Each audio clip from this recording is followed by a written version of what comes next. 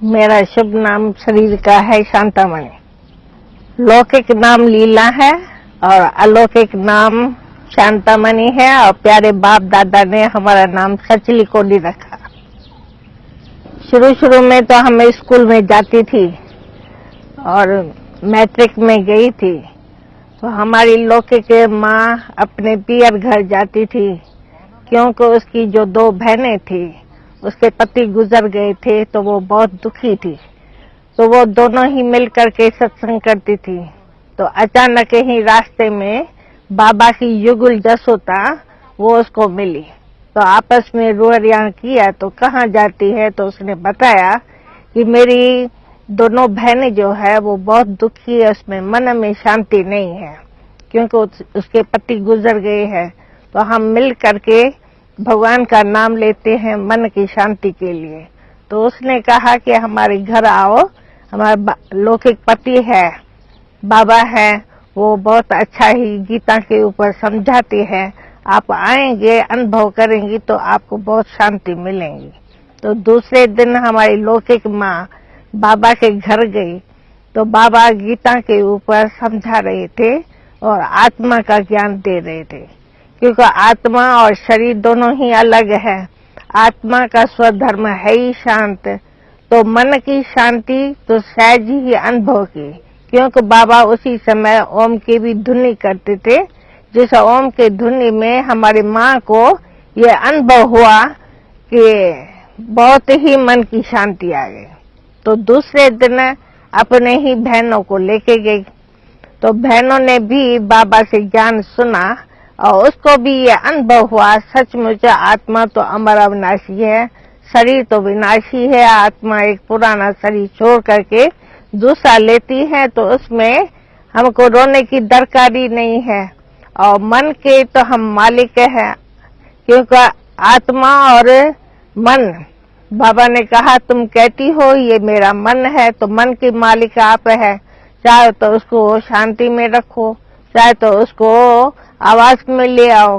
तो जब उसने समझा कि मन के मालिक हम है तो उसी दिन से ही लेकर के वो बिल्कुल ही अपना शांति का अनुभव करने लगी। तो जब दुखी थी तो सुख शांति का अनुभव हुआ तो उसने बहुत ही शांत से अपने अनुभव से देखा और मम्मा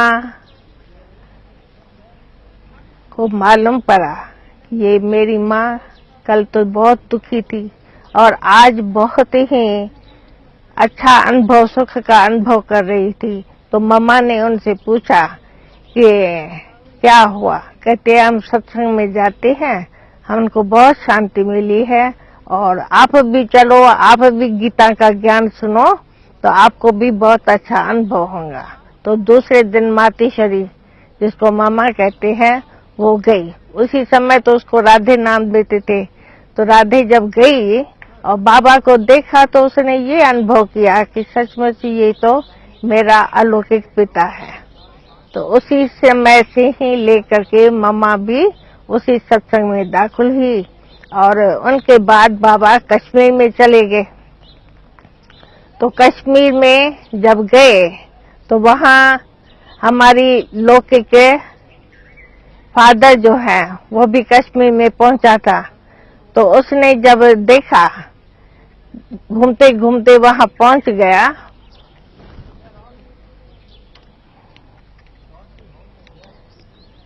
तो बाबा की लौकिक बेटी निर्मल शांता जो उस समय पालू कहलाती थी वो वहां पहुंच गई थी।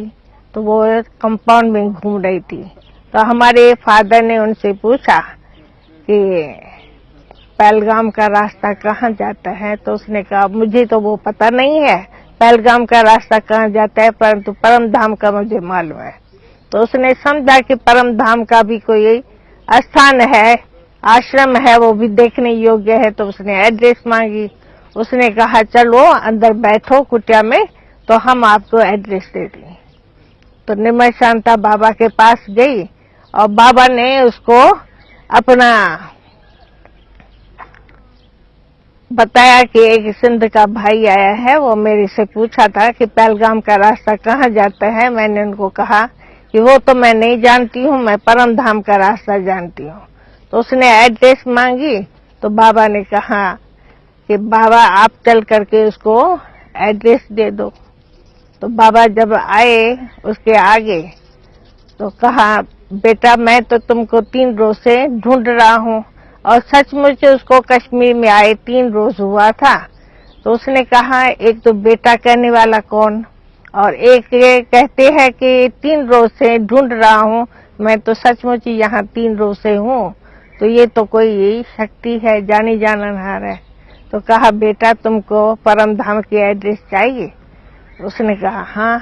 तो जैसे ही बाबा उसके नजरों में देखा तो बस नजर से न्याल हो गया, वो एकदम ट्रांस में चला गया। तो उसने सचमुच परम धाम का साक्षात्कार किया, और उसी नशे में वो 1 घंटा उसी अवस्था में रहा। जब उसको ये नशा चढ़ गया, बाबा ने देखा कि इसको डोज मिल गया है, तो फिर उसको नीचे उतारा, और उसकी तो सारी सुध बुध भूल गई थी। तो बाबा ने कहा, नीचे उतारने के लिए, साकार में आने के लिए उसे पूछा, आप कहाँ से आए हैं? तो भी उसने कुछ नहीं बोला। फिर पूछा कि आपका घर कहाँ है? फिर उसने बताया कि हैदराबाद सिंध में है। कहा, आपके लौकिक परिवार वाले सब आते हैं, आप वहां जा करके इसी बात को समझना। तो उसने वायदा किया था। तो जब वो हैदराबाद सिंध में आए थे तो उसने 1 सप्ताह का कोर्स किया। उसमें भी उसने बस यही साक्षात्कार किया। उसने 33 को देवताओं का साक्षात्कार किया, वैकुंठ का साक्षात्कार किया, और विनाश का साक्षात्कार किया। उसको तो नारायणी नशा, ईश्वरी नशा चढ़ गया। तो जब बाबा ने लौटा था कश्मीर से, तो उसने कहा कि अब पा लिया जो थाक पाना काम किया, बाकी रहा, परिवार भी इस ज्ञान में चल रहा है, तो क्यों नहीं ये सब सरेंडर बाबा को कर दे, क्योंकि उसको तो वही साक्षात्कार था, परमात्मा मिल गया। तो बाबा से लौटने के पहले ही उसने सब अपनी मिल्कियत वगैरह सब बेच बाच करके, जब बाबा कश्मीर से लौटा तो बाबा को जा करके दिया कि ये सब आपकी अमानत है, अभी आपको जैसे भी चाहे वैसे करो। मम्मा भले छोटी थी लेकिन गुणों से भरपूर थी। मम्मा की शौक था एक तो एजुकेशन पर, और एक तो म्यूजिक में भी होशियार थी, और डांसिंग में भी होशियार थी। तो सारे स्कूल में इसका नंबर 1 नाम था। इसलिए जब उसने बाबा का ज्ञान सुना, और सभी जो वहाँ भी माताएं कन्याएं आती थी, उनको साक्षात्कार हुआ कि ये तो लक्ष्मी स्वरूप है, क्योंकि बचपन से ही उसके गुण बहुत अच्छे थे। तो जब साक्षात्कार हुआ और सभी उसको माँ माँ कहने लगे, तो इसी से भी उसको भी निश्चय हुआ कि हम ही भविष्य में ऐसे बनने वाले हैं। तो उसी रीति से बाबा ने भी सारी ही उस सत्संग की जवाबदारी उसके ऊपर दे दी थी, और उसे को संभालती हुई आगे बढ़ती रही। जब बोर्डिंग खुला तो भी बाबा ने उसको वही जवाबदारी दे दी, और मामा को भी पक्का निश्चय था, क्योंकि एक दिन बाबा ने इनसे क्वेश्चन किया था कि तुम जमाने की तरफ जाने चाहती हो या इसी ही विश्व के कल्याण के लिए निमित्त हो, तो मेरे को 24 घंटे के अंदर जवाब दो। तो 24 घंटे के अंदर मामा ने ये डिसाइड कर लिया कि मुझे इसी ही धार्मिक अवस्था में जाना है और सारी विश्व का कल्याण करना है। और उसी ही लगन से उसने ये सेवा आरंभ कर ली, और सभी उसको मामा मामा कहने लगे। साक्षात्कार हुए थे। मामा की एक लौकिक बहन छोटी थी जिसका नाम गोपी था।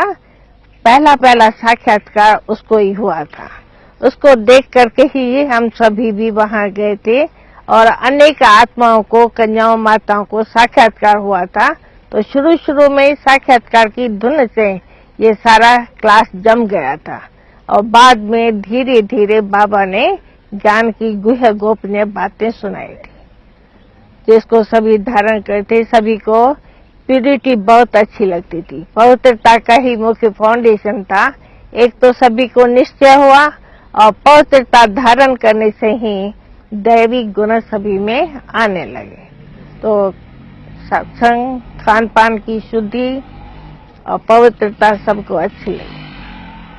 हाँ, मेरे को भी शुरू में साक्षात्कार हुआ था और वही साक्षात्कार श्री कृष्ण का दिव्य दृष्टि में हुआ था।